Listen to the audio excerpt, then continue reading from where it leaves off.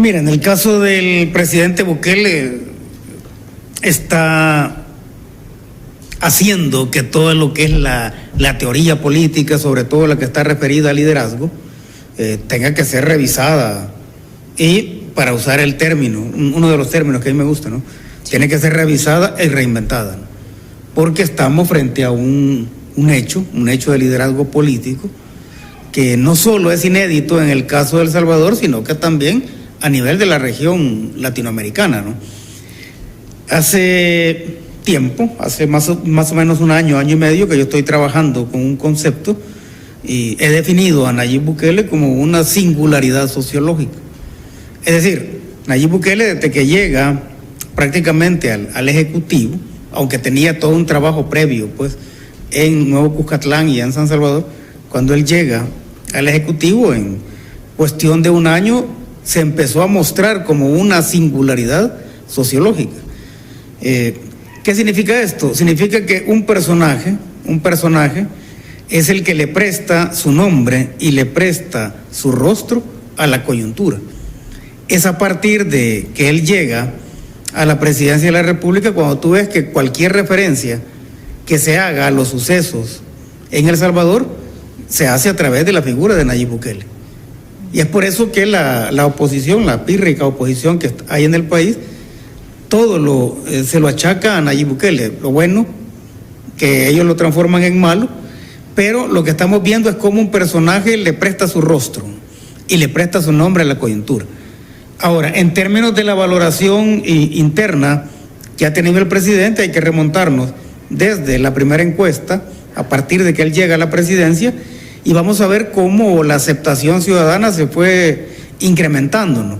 Y ese también es un hecho inédito porque, por regla general, los mandatarios o los que asumían la presidencia gozaban de una aceptación arriba del 50% en los primeros 100 días, y posterior a ellos empezaba a deteriorarse esa aceptación, porque siempre llegaban a los cargos a partir de una serie de promesas que no tenían pensado cumplir, ¿ya? Pero Nayib Bukele empieza a consolidarse y empieza a crecer su aceptación a nivel interno, y eso también ratifica que es una singularidad. Ahora, cuando él impulsa el plan control territorial y se usa la herramienta constitucional del régimen de excepción y se empiezan a ver resultados en materia de seguridad ciudadana, esa aceptación nacional, ese liderazgo que lo posiciona a él solo con ese legado de la seguridad ciudadana, que lo posiciona a él como estadista, ¿ya? O como el estadista más importante, si es que acaso hubo otro, lo dudo, el estadista más importante de El Salvador, ¿ya? Ahora, nos dimos cuenta en el corto tiempo, nos dimos cuenta que ese problema que estábamos sufriendo nosotros los salvadoreños, como una sociedad violenta, como una sociedad sometida por las pandillas, ¿verdad?, que prácticamente habían tomado el control del país y por lo tanto el control del Estado, convirtiéndose en la versión más oscura del Estado, los otros pueblos de la región latinoamericana, ¿verdad?, se mostraron con el mismo problema. Es decir, nosotros no habíamos hecho como mucho hincapié en el hecho de que estábamos viviendo una situación de violencia, pero que esa situación de violencia, aunque a menor escala, se estaba viviendo en otros países como Perú, Colombia, Ecuador, Guatemala, Honduras, etcétera, ¿no? Entonces, cuando se ven los resultados, y esos resultados en materia de control territorial se difunden en todo el planeta, empezamos a ver cómo los otros pueblos de los países de la región empiezan a levantar la mano y te empiezan a decir, bueno, o sea que el problema de la delincuencia sí se puede resolver con el líder adecuado. Y ese levantar la mano, ¿verdad?, viendo la experiencia salvadoreña, es lo que convierte a Nayib Bukele, o hace pasar a Nayib Bukele de ser un líder nacional a un líder transnacional. Ahora, el impacto ha sido tanto, y por eso yo lo denomino como una singularidad, ha sido tanto que en las últimas encuestas, y por lo menos yo recuerdo de los últimos 2 años, Nayib ha estado siempre en el primer lugar de los mandatarios mejor evaluados a nivel del planeta. Porque estábamos viendo allá en la encuesta que el segundo lugar tiene Putin. Sí. ¿Sí? Entonces es una competencia, ¿no? Es una valoración que se hace de los liderazgos políticos, no con los presidentes de la región centroamericana o de la región latinoamericana, sino que a nivel mundial. Claro. Y Nayib Bukele ha estado en ese primer lugar de que yo recuerde, por lo menos en los últimos 2 años, ¿no? Y hablamos incluso de un nivel por encima de presidentes, o sea, de países prácticamente de primer mundo, Europa, Asia. Y creo que es un mensaje importante y claro, porque obviamente los números no mienten. Estas son casas encuestadoras internacionales que manejan muy bien el tema de los datos, de toda la información. Estamos hablando de un 93% de aprobación, y eso también se vio reflejado el pasado 4 de febrero en las urnas, donde prácticamente pues 2.7 millones de votos dieron esta oportunidad para un nuevo quinquenio del presidente Bukele. Y ese es otro dato que refuerza lo que yo estoy trabajando de la singularidad, ¿no? O sea, nosotros veníamos de presidentes que terminaban sus gestiones totalmente despreciados por la población, y nos damos cuenta que en el caso de Nayib es todo lo contrario, a tal punto que él, en las elecciones para una segunda gestión, logra una marca histórica en términos de votos válidos a su favor. Estamos hablando de 2.7 millones de votos, y ese resultado es tan apabullante que prácticamente nosotros no podemos hablar en El Salvador en este momento de que exista una segunda o una tercera fuerza, porque quien queda en segundo lugar en votos está a más de 2.5 millones de votos de Nayib Bukele. Entonces no hay segunda fuerza, no hay tercera fuerza en este país. Ahora bien, el hecho de consolidarse como el mandatario mejor evaluado a nivel mundial se debe a los méritos propios del presidente. Porque no es lo mismo que tú hagas una buena gestión presidencial en un país que no tiene problemas de delincuencia, que no tiene problemas de pobreza, o que sus condiciones de vida para la mayoría de la población están, digamos, en un término aceptable. Sí, eso no tiene mucho mérito, pues, que un presidente salga bien evaluado con una sociedad heredada en buenas condiciones. Pero en el caso de Nayib, lo que estamos viendo es que él hereda unas condiciones deplorables, hereda al país más peligroso del mundo, hereda un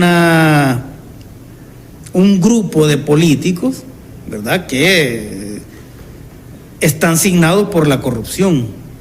Hereda una institucionalidad que estaba en función de garantizar la impunidad, sobre todo de los delitos de corrupción y de los delitos de sangre, porque esa era la gran conspiración que se tenía. Es una conspiración que fue intelectualmente parida por Arena y el FMLN. Hay toda una conspiración que tenía connotaciones políticas, porque esa era una forma de controlar a la población. Y era una forma también de convertir a los líderes de las pandillas en los funcionarios invisibles del Estado. Entonces había una connotación política. Tú controlabas a las poblaciones en tanto lotes de votantes a partir de los líderes de las pandillas. Entonces, esa es la connotación política. Pero también es una conspiración en términos económicos, porque siendo el país más peligroso del mundo, o uno de los 3 más peligrosos del mundo, eso provocó flujos migratorios forzados bastante considerables. Entonces decenas de miles de salvadoreños huyeron del país, o sea, huyeron de esta sociedad en medio de la violencia, de esta sociedad de sangre, y la idea era precisamente, y por eso es una conspiración en su rama económica, era parte de la conspiración porque lo que se quería era que la gente se fuera del país para que de ser ciudadanos salvadoreños se convirtieran en simples remeseros sin derechos políticos, ni pasivos ni activos. ¿Ya?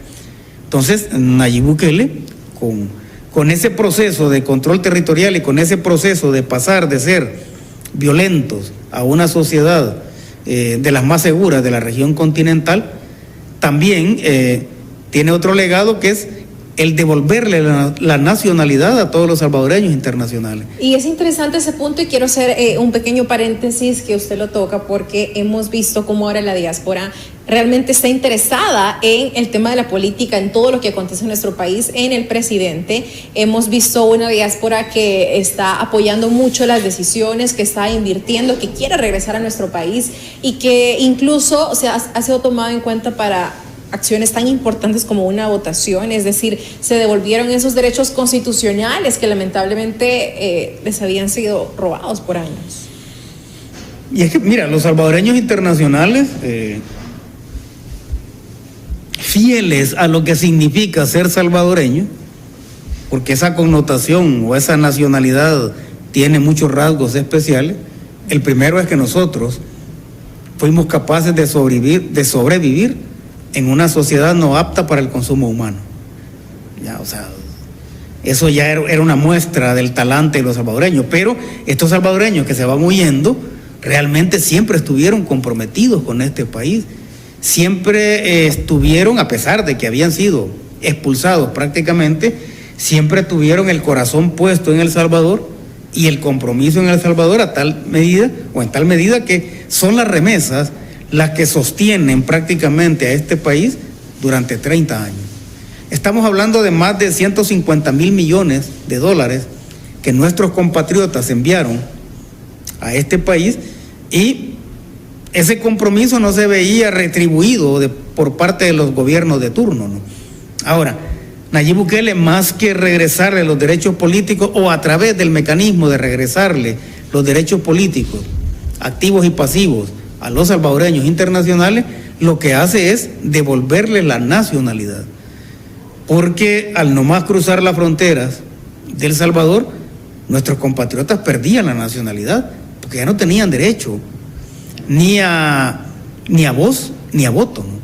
Entonces el presidente les devuelve la nacionalidad a través del mecanismo de devolverles los derechos políticos, activos y pasivos, y es por eso que tú ves el enorme entusiasmo de nuestros compatriotas por seguir aportando y apoyando a este país, ¿no? A tal punto que ellos se convirtieron en la retaguardia estratégica del proceso de reinvención de El Salvador.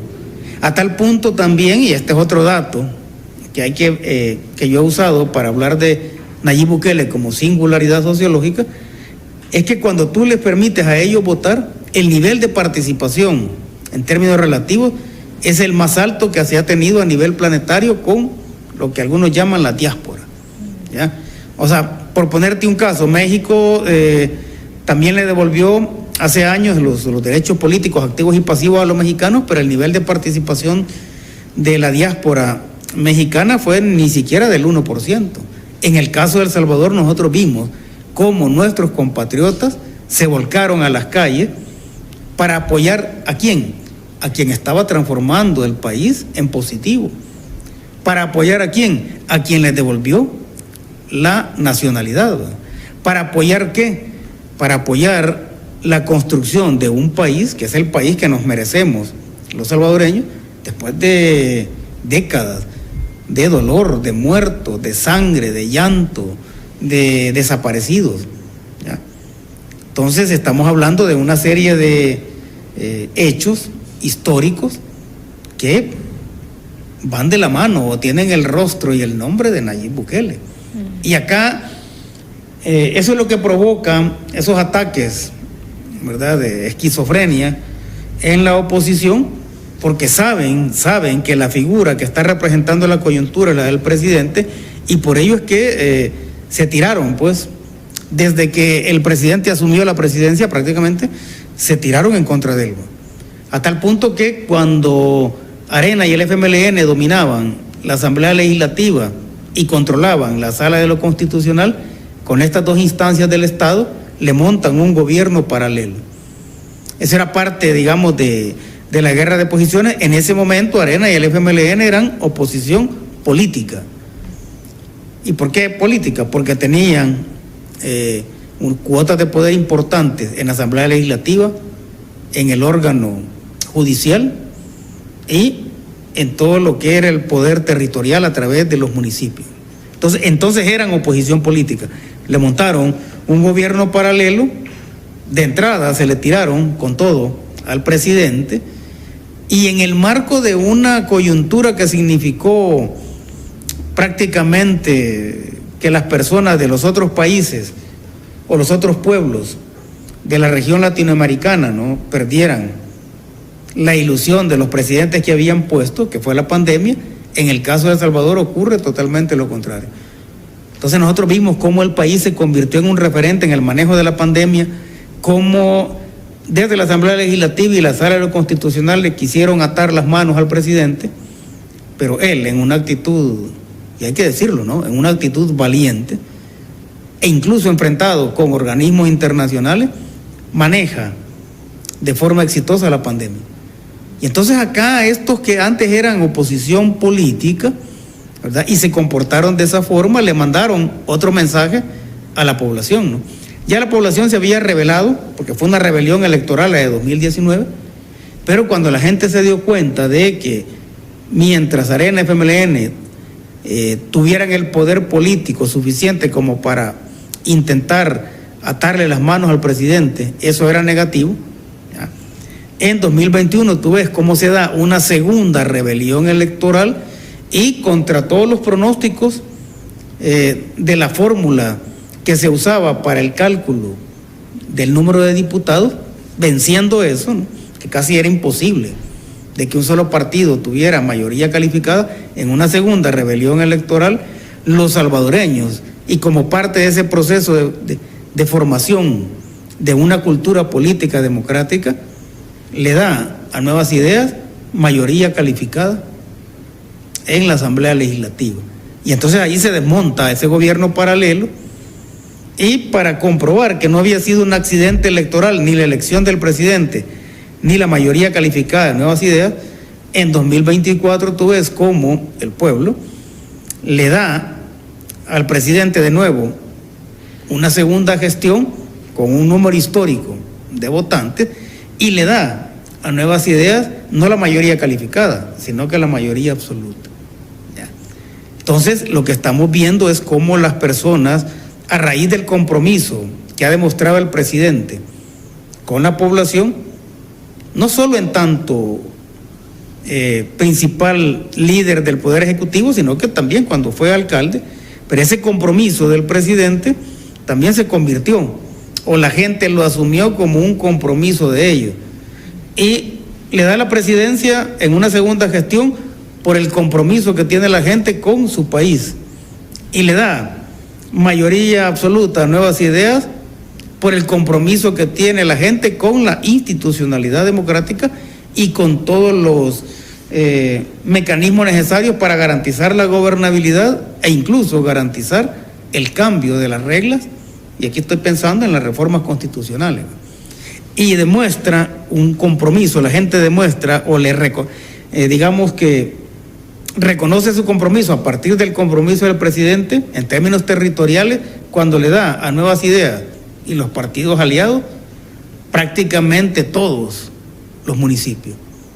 Entonces ahí lo que estás viendo son una serie de datos que a mí me llevan a afirmar, y eso lo he defendido en artículos, en debates, ¿verdad?, de considerar al presidente como una singularidad sociológica. Ahora, para la oposición este tipo de encuestas son un déjà vu, porque cada vez que se dice que va a salir una encuesta, ellos ya saben quién es el que va a salir mejor posicionado.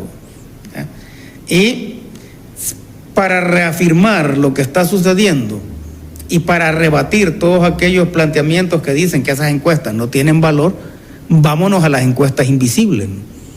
Primera encuesta invisible, el incremento del turismo internacional. Esa es una encuesta invisible. ¿Por qué? Porque no hay un instrumento de por medio, pero el hecho de que turistas de todo el mundo hayan incrementado su flujo y su interés por visitar El Salvador es una encuesta también invisible que te está diciendo que ven con buenos ojos lo que aquí está sucediendo. Bueno, mucha gente ha venido, muchos turistas han venido pensando en que de alguna forma a lo mejor pueden conocer al presidente Nayib Bukele. Esa es una encuesta invisible. La otra encuesta invisible es el hecho de que los organismos internacionales, tanto de derechos humanos como financieros, ¿verdad?, han cambiado su discurso hacia El Salvador. Los organismos internacionales que siempre han estado de lado, bueno, nacionales e internacionales de derechos humanos que siempre han estado de lado y siguen estando de lado de los victimarios, cambiaron su discurso porque se les cayó. Y en el caso muy particular de los Estados Unidos, que había visto a los presidentes anteriores, ¿no?, como secretarios de Estado para asuntos norteamericanos en la región, porque al final los presidentes eso eran los secretarios de Estado de los Estados Unidos, en El Salvador, en Honduras, Guatemala, etcétera, ¿verdad? Ellos cambian el discurso a tal punto que se organiza al interior del Congreso norteamericano un caucus especial para El Salvador. Entonces, todos esos datos, cuando tú los juntas, ¿verdad?, reafirman lo que yo digo de que Nayib Bukele es una singularidad sociológica, pero también obligan a que nosotros entremos, y eso ya es parte de la academia, ¿no? Ya no es parte de, digamos, de la discusión a nivel de la población en general, sino que nosotros nos metamos a ver qué significa el liderazgo político en este momento y en las condiciones en las que estamos, ¿ya?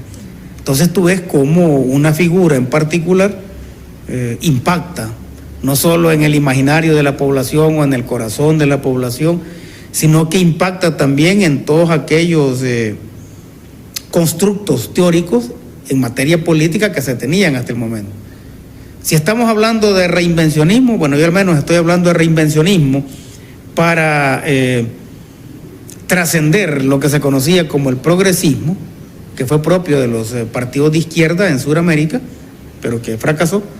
Entonces, si estamos hablando de reinvencionismo, porque está la figura del presidente Nayib Bukele impulsando una serie de cambios. Si estamos hablando de liderazgo transnacional, es porque un líder en particular, Nayib Bukele, se convierte en el líder, no solo de sus ciudadanos, ¿no?, sino que de otros ciudadanos.